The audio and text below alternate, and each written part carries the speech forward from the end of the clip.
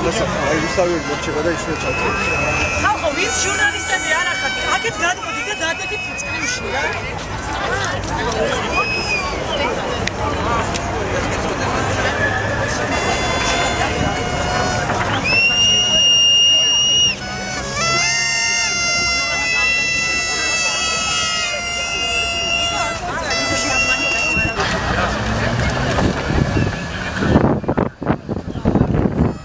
დღევანდელი შეკრების მიზანი არის ის, რომ გავაპროტესტოს ის დასკვნის პროექტი, რომელიც შეიმუშავა ადამიანის უფლებათა კომიტეტმა. ჩვენ ვფიქრობთ, რომ დასკვნა ეწინააღმდეგება საერთოდ ადამიანის უფლებათა საერთაშორისო სტანდარტებს.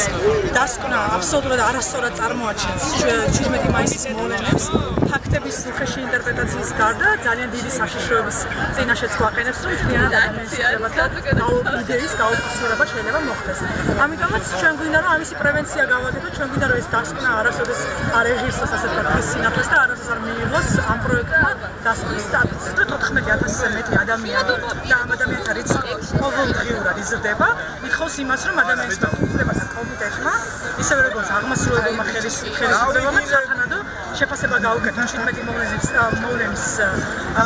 მაისის მოვლენებს და ასევე სახელმწიფომ დასაჯოს ყველა ის დამნაშავე, რომელიც თავადობრივ აქტებში მონაწილეობს. ეს არის ჩემი ტელეფონი.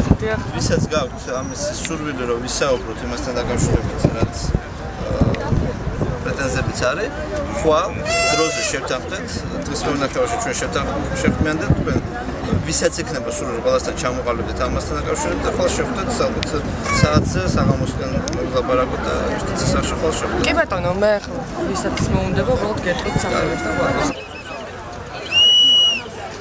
ეხლა დაგვიმახსოვრე რა.